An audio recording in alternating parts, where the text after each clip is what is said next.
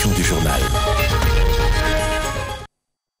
Bonsoir à toutes et à tous. À la une de ce journal, ces chiffres et cette somme, 81 millions de dollars américains échapperaient des caisses du Trésor public en Ituri. Il s'agit des recettes générées par les secteurs pétroliers, constat fait par une commission mixte, FONER, DGDA et Agence de prévention de lutte contre la corruption. D'autres détails dans ce journal.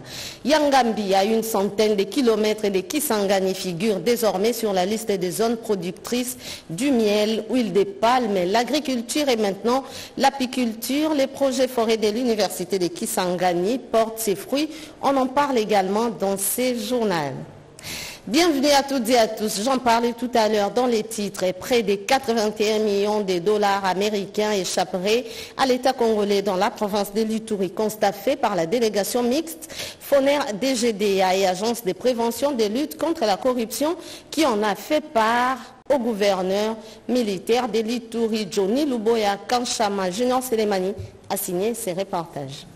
Les travaux de construction des ponts Bikamba, Sangue et Kakenge, financés par le gouvernement central dans le cadre du programme d'entretien routier PR 2023 du FONER, évoluent lentement mais sûrement. Les constats et du directeur provincial de l'Office de route Sud-Kivu, l'ingénieur Alain Mugangu, qui avait inspecté la semaine passée les travaux sur les droits chantiers déjà démarrés, à part le pont Kavuguvugu, où l'Office de route se mobilise pour arranger la route des déviations avant la démolition de l'ancien ouvrage. Au PK98, pont Kakenge, à l'entrée de la cité des Sangué, l'équipe de la 501e brigade d'entretien de l'office de route évolue bien avec les travaux d'enrochement et du béton des propriétés. Après la cité des Sangué, la même brigade dirigée par l'ingénieur Eli Kanane Louchoulé évolue avec les travaux de fouilles et béton de propriété de la culée côté Ouvira sur la rivière Sangué, située au PK100. Au PK 108 à Bikamba, sous la supervision du conducteur des travaux de la même brigade, l'ingénieur Deongongo, les travaux des ferraillages du pont cadre et du bétonnage du radier de ces ponts évoluent normalement. Les usagers de la province du Sud-Kivu, Bukavu, Uvira, Baraka, Fizi, Lulimba, Misisi, ainsi que de la province du Tanganyika, Kalemi, Kongolo et Nyunzu, mais aussi ceux du Maniema, notamment Namoya, Salamabila, Kasongo et Kindu apprécient les travaux. Ces derniers demandent à l'office de route de profiter de cette bonne période de la saison sèche qui s'annonce pour terminer la construction de ces 4 ponts déjà financés sur le tronçon routier Kamanyola ou Vira sur la route nationale numéro 5. Ces travaux en cours d'exécution sont supervisés pour 4 mois par le bureau technique des contrôles BTC.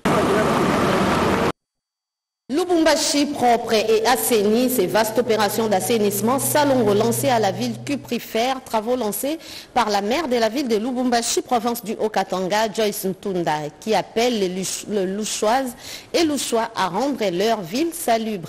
Alain Bikaï nous décrit la nature de ces travaux.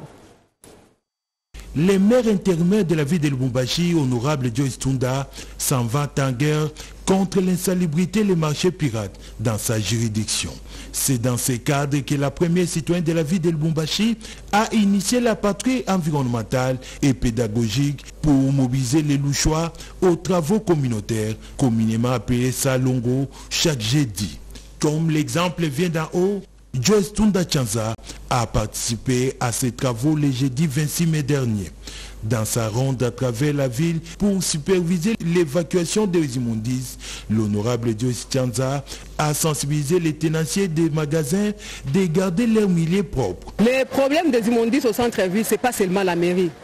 S'il y a des associations, il y a des ONG, il y a des gens de bonne volonté qui veulent bien nous accompagner, ils sont vraiment les bienvenus chez nous parce que la ville de Lubumbashi nous appartient tous. Certains magasins et boutiques opérationnels avant 10 heures ont été scellés pour le non-respect des mesures jeudi Salongo spécial. Quant aux vendeurs à la sauvette, on vit leurs marchandises confisquées. La Secours et les chauffeurs des taxis et motos ont été aussi sensibilisés à participer à l'assainissement de la ville. La province de l'Ituri, on en parle encore dans ces journaux, cette fois sur des questions liées au retour de la paix et de la sécurité. Les notables de cette province ont exprimé leurs vœux pour un retour de la paix. Suivez. Nous appelons toutes les 21 communautés itouriennes, par les biais de l'INADI, à barrer la route à tous ces manipulateurs qui tâtent de pondre les œufs de la division au sein des fils et filles de l'Ituri. Allez leur dire qu'ils changent encore de stratégie et de narratif. Ça aussi, ça n'a pas marché. À tout celui qui voudra des précisions sur les origines et sur l'identité de l'honorable sénateur Idi Tabani Zakaria, nous lui demandons de bien vouloir raconter le chef de la chefferie de Kakwa qui est ici à Bunia, ou de venir raconter ses services qui vont l'accompagner jusqu'à Imbokolo, terre de ses ancêtres, pour son édification. En conclusion, un proverbe bosniaque dit ceci: homme sans ennemi, homme sans valeur. Dans le contexte d'une province à proie à l'insécurité, le peuple iturien a la chance d'avoir l'honorable sénateur Idi Tabani Zakaria dans sa gibecière tant politique qu'économique. Inondations à répétition, la province du Tanganyika, du moins la population de ces coins de la République, vit dans des conditions précaires. Le gouverneur nouvellement élu, Christian Kitungwa, propose une solution innovante, des pirogues pour de voies devenues navigables. On en parle dans ces reportages.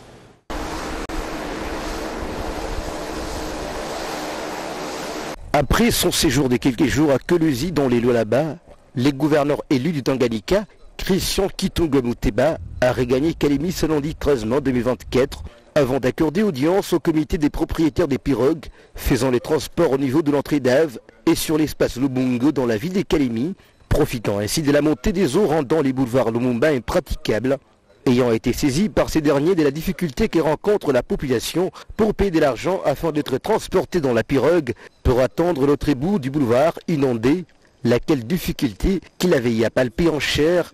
Les gouverneurs élus du Tanganyika, Christian Kitungwa Muteba, s'est résolu de prendre en charge le frais des transports que paie la population et promettons, une fois investi, de s'activer dans l'urgence afin que les solutions palliatives tant attendues soient trouvées. Décision qui réjouit la population de la ville de Kalemi et ses propriétaires de pirogues qui ne feront que transporter la population en toute aisance sans en demander aucun frais. Ainsi donc, c'est une fumée blanche des sorties de cette impasse qui est en train de se dessiner à l'horizon.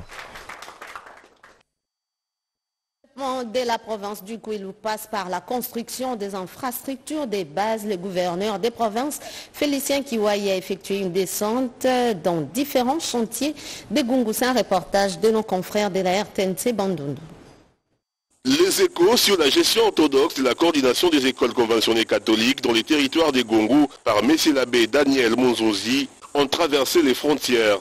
Suite à ces échos au chef-lieu de province, pendant sa visite d'itinérance à Gungu, le gouverneur du Kwilu, Félicien Kiwai, ne s'est pas tardé d'aller visiter le bâtiment devant abriter la coordination des écoles conventionnées Gungu 1 en pleine construction. Sa présence en ces lieux a été un réconfort pour les patrons de cette coordination, Messier l'abbé Daniel. Avant de poursuivre son chemin, le gouverneur Félicien a laissé ses empreintes et dans le livret d'or de cette coordination, en félicitant les efforts louables de l'abbé coordinateur Daniel Mazunze. Quelques heures après, toujours dans le cadre de son périple dans les territoires des Gungu, le gouverneur Félicien Kiwai s'est rendu tard dans la soirée au poste de la DGREC du pont Luangue où il a inauguré le bâtiment de ces postes nouvellement construits par la DGREC sous la vision de son directeur général Jean-Loup Dengue Lupora et exécuté par le chef des postes M. Zebongue qui hier était comparé à une famille qui passe la nuit sous la belle étoile peut désormais se protéger aux intempéries grâce à cet ouvrage. Retour ici à Kinshasa, plus précisément dans la commune de Lemba. Quelques avenues de cette municipalité ont subi des travaux de curage des caniveaux, nous dit Serge Merlin-Matin. Non à l'insalubrité dans la ville de Kinshasa. C'est autour de ce thème qu'a été lancé les travaux d'assainissement dans quelques quartiers de la commune de Lemba, en plus d'une ronde de sensibilisation à la propreté urbaine sur les différents sites de Super Lemba à Lemba Terminus. Ces travaux ont consisté au curage des caniveaux bouchés par des bouteilles en plastique et autres déchets, au nettoyage et balayage des voiries publiques ainsi qu'au ramassage et évacuation des immondices et des ordures. Ceci dans le but d'avoir un environnement plus propre et sain. Selon les équipes trouvées sur place, cette opération s'inscrit dans le cadre du soutien aux actions de l'autorité urbaine et du chef de l'État Félix-Antoine Tshisekedi Tshilombo. Les fils et filles de la commune de Lemba ont en outre été invités à ne pas transformer les caniveaux en dépotoirs d'ordures et à adopter un comportement éco-citoyen. Notre objectif aujourd'hui est de rendre l'environnement propre et assainir notre milieu de vie. Vu l'ampleur des maladies infectieuses propagées par l'insalubrité. Aujourd'hui, nous lançons un signal fort aux autorités politico-administratives. Nous devons nous mettre tous ensemble, nous devons travailler en synergie pour le changement de ce pays. Cette initiative visait par ailleurs à promouvoir l'hygiène et la propreté à l'échelle nationale. Plusieurs projets agricoles dans la province du Sud Kivu, financés par la Banque mondiale, ont été évalués. D'autres précisions à travers ces reportages.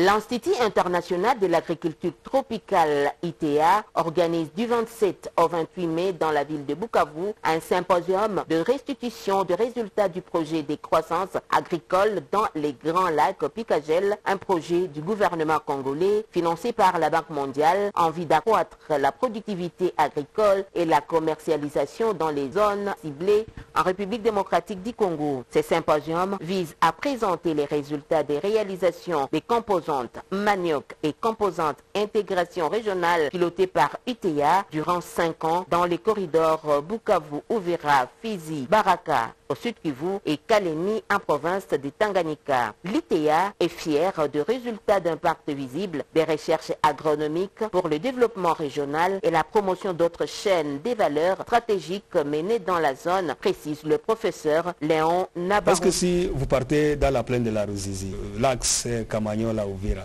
il n'y avait plus de manioc. Il y a les gens qui cultivaient, c'est vrai, le maïs, c'est très bon aussi, mais il n'y avait plus de manioc. Mais maintenant, on peut le voir même à l'Aïni. Plusieurs thèmes seront développés durant ces 2 jours, notamment évaluation des options d'amélioration génétique bovine, l'évaluation des options pour alimentation des bétails, quelques historiques de succès au Sud Kivu. Au nom du gouverneur de province empêché, le ministre provincial de l'Agriculture a présidé la cérémonie de l'ouverture de ce symposium qui a regroupé les intervenants du Picagel, du Sud Kivu et Tanganyika dans la salle des réunions de l'hôtel Horizon de Ngouba dans la commune d'Ibanda. Dans la province de la Chopo, le site agricole de Yangambi, également réservoir de la biodiversité, produit désormais du miel en grande quantité. Une production boostée par le projet forêt de l'université de Kisangani. Laurent Guélalissa de la RTNC Kisangani a signé ces reportages. L'apiculture, l'un des volets du projet forêt pour lutter contre la déforestation dans le paysage de Yangambi. Voilà pourquoi depuis 2020, le projet forêt financé par l'Union européenne accompagne les apiculteurs de Yangambi et ceux de Yanongé. Ceci à travers des formations nécessaires sanctionnées par la dotation des ruches et des combinaisons de travail aux membres de l'association. Précision faite par Principe Aloakinou, expert du CIFOR. Notre ambition, c'est d'identifier tous les apiculteurs et de les faire adhérer à l'association pour que désormais, elles aussi puissent faire les récoltes de façon professionnelle. Lui, il avait récolté du miel ici, il a pris l'argent, il a pris les dollars, il est rentré. Quand il montre aux gens qui sont à la maison, c'est l'apiculture qui a fait que j'ai ces 100 $ que vous voyez. Les gens doivent dire, moi-même je viens adhérer. Aujourd'hui, le nombre des membres apiculteurs est passé de 40 en 2020 à 200 pour cette année 2024.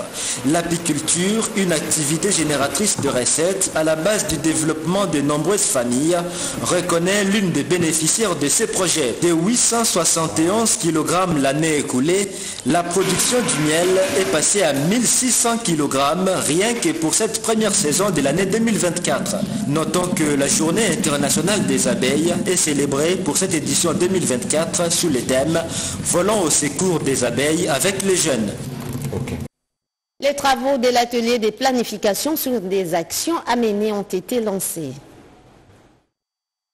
2 jours ont suffi pour les services œuvrant dans les secteurs de sécurité de constituer une feuille de route qui sera validée au cours du gouvernement prochain. C'est dans cette optique qu'un atelier de planification des actions à mener a été organisé à l'intention des policiers, de FARDC et des renseignements en vue d'améliorer les pratiques et les procédures au sein de PSSN.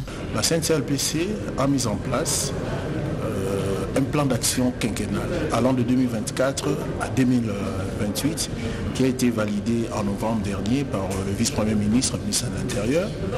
Et pour une bonne évaluation, pour un bon suivi, on a voulu mettre en place une feuille de route, faire sortir des actions urgentes à mener pour la bonne gestion de nos stocks. Après ces travaux, cette feuille de route sera également présentée aux différents ministères pour un suivi et sa validation pendant le forum du 5 juin prochain. Le secrétaire permanent, M. Lanari Bissidi, a demandé aux participants de cet atelier de faire preuve de bravoure et d'assiduité pendant ces échanges afin d'avoir un bon plan de travail réalisable. Relance des activités professionnelles dans les secteurs portuaires, maritimes et ferroviaires. Cadres et agents de l'Office national des transports ONATRA étaient en assemblée générale, nous dit Pierre Mbouyou Saïdi. Passer au crible de la situation socio-professionnelle qui se vit présentement au sein de l'Office national des transports, en balisant la voie pour de meilleurs lendemains de l'ONATRA, telle était l'une des orientations phares de la séance de travail tenue par les membres de l'intersyndicale de cette entreprise du portefeuille de l'État à l'esplanade des bâtiments administratifs et ceux devant les agents et cadres. C'était une occasion pour nous de démontrer à face du monde que le travail de l'ONATRA, nous disons NON, au contrat de la mise en concession du port de Matadi. Un contrat qui viole la constitution du pays, spécialement dans cette disposition de l'article 56, un contrat qui mettra fin à la vie de cette entreprise. Il y aura des conséquences sociales et puis techniques. Et dans les contrats, l'ONATRA, 15% représente 2 millions de dollars l'année, alors que l'ONATRA, mensuellement, réalise 4 millions. Demandons au chef de l'État son implication pour l'annulation pure et simple de ces contrats. Démarrée par la ville portuaire de Matadi au Congo central, cette assemblée générale extraordinaire qui s'est tenue ce jour à Kinshasa va se poursuivre dans les autres provinces du pays où l'ONATRA déploie une kyrielle d'activités multisectorielles dans les domaines ferroviaires, portuaires et maritimes au Congo profond.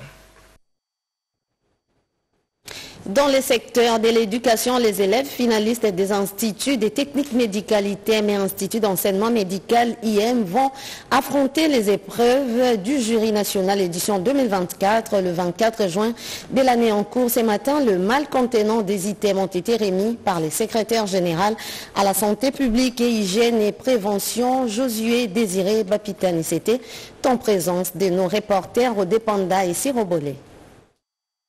À l'enseignement des sciences de santé, toutes les batteries sont mises en marche pour le bon déroulement du jury national édition 2024 pour les finalistes des instituts techniques médicaux ITEM et les instituts d'enseignement médical IM du niveau secondaire. Sur toute l'étendue du territoire national.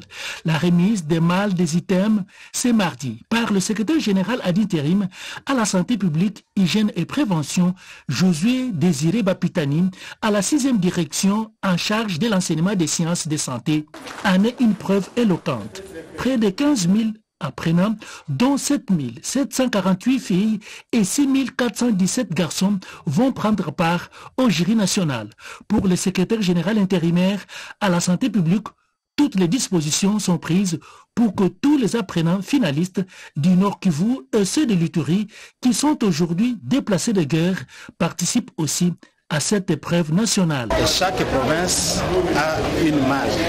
Donc avec ces gestes, nous pouvons confirmer que les examens auront effectivement lieu à la date convenue. C'est une fête.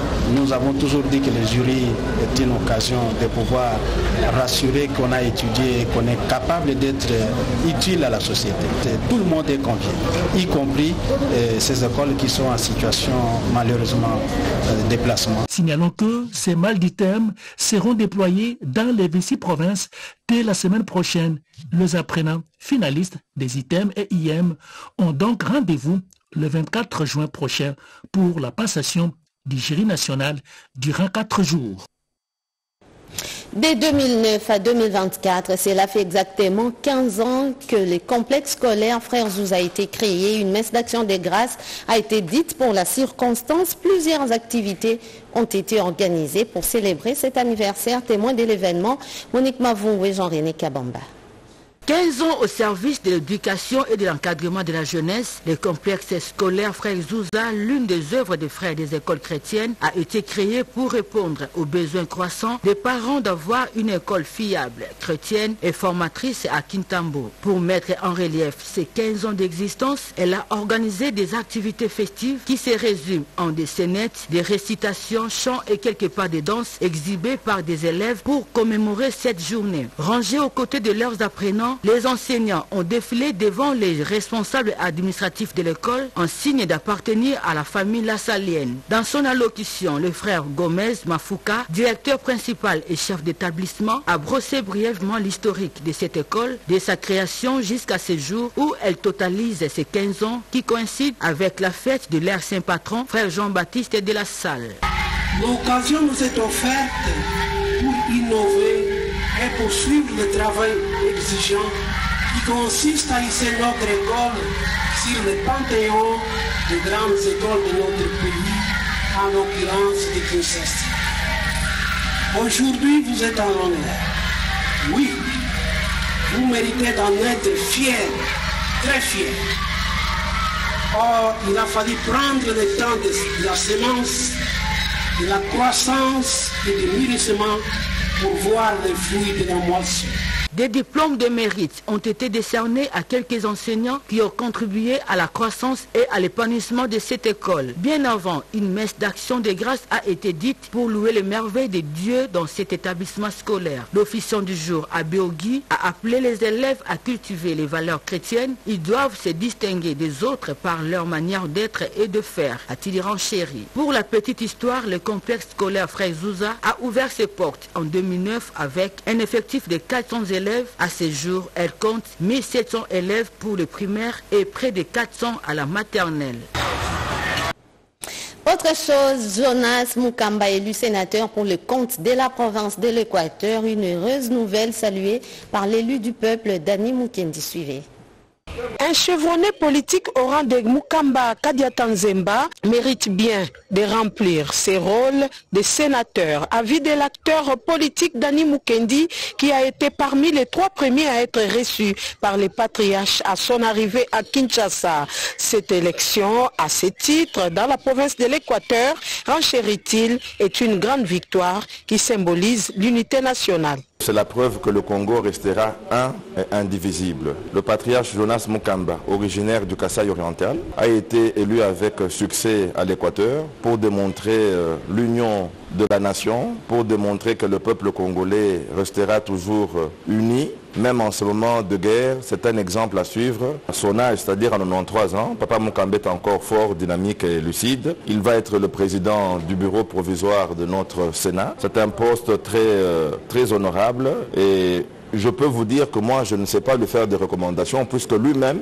il a l'expérience nécessaire, il a la maîtrise et l'orientation possible, imaginable pour mener à bien sa mission de sénateur et de sage de la République.